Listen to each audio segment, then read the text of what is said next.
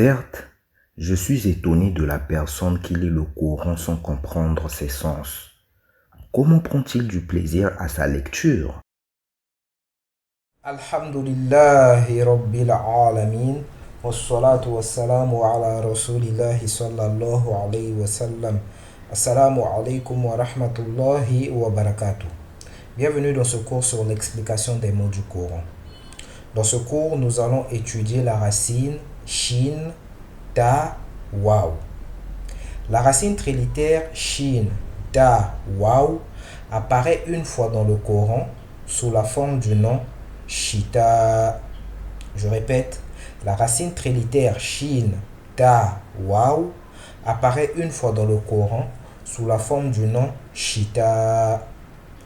Ashita, c'est l'hiver, mais cela signifiait aussi la disette, c'est-à-dire le manque.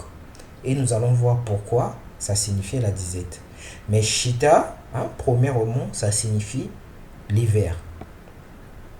Allah subhanahu wa ta'ala dit dans la sourate 106, verset 2, Ila fihim rihlata shita'i was-sayf. De leur pacte concernant les voyages d'hiver et d'été. De leur pacte concernant les voyages rihlata shita'i was-sayf. Les voyages d'hiver et d'été.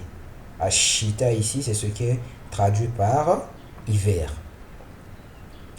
Les Arabes divisaient l'année en deux parties. Les Arabes divisaient l'année en deux parties.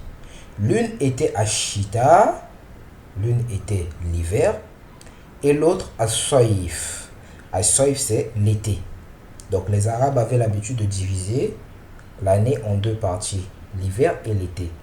Vu qu'en hiver, les Arabes sortaient à peine de chez eux pour aller gagner leur vie, ces mois-là, il y avait pénurie de fourrage et de céréales. Donc en hiver, les Arabes ne sortaient pas beaucoup pour aller faire du commerce, pour aller faire tout ce qui leur apportait du bien. Ils ne sortaient pas beaucoup en hiver.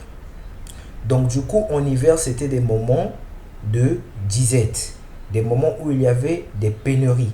Des pénuries par exemple de fourrage et de céréales. Donc en hiver, ils ne voyageaient pas beaucoup pour aller faire du commerce. Par conséquent, Ashita signifiait aussi disette. Voilà pourquoi l'hiver, le mot Ashita qui signifie hiver, signifiait aussi disette. Parce que l'hiver venait avec la disette, avec le manque dû au fait que les Arabes ne sortaient pas beaucoup pour aller faire du commerce. Et pour illustrer cela, Sahibu Shatwa, c'est une personne frustrée par l'hiver et la disette et qui demande de l'aide. Donc, Ashita, c'est l'hiver, mais ça a aussi le sens de disette, le manque. Qu'Allah subhanahu wa ta'ala nous donne la compréhension. En fait, pour bien aussi comprendre ces mots, il est nécessaire de lire aussi ces sourates, lire les versets d'avant et les versets d'après. Ainsi, vous allez mieux comprendre le sens de ces mots, pourquoi ces mots sont dans ces versets-là. Vous allez comprendre les contextes de ces mots-là. Qu'Allah subhanahu wa ta'ala nous assiste. Donc, il est très important, en voyant ces cours, ou bien en lisant le livre quand le livre sortira, ou bien en lisant dans l'application, quand je ferai l'application, il est très important en même temps d'avoir l'habitude de lire le Coran.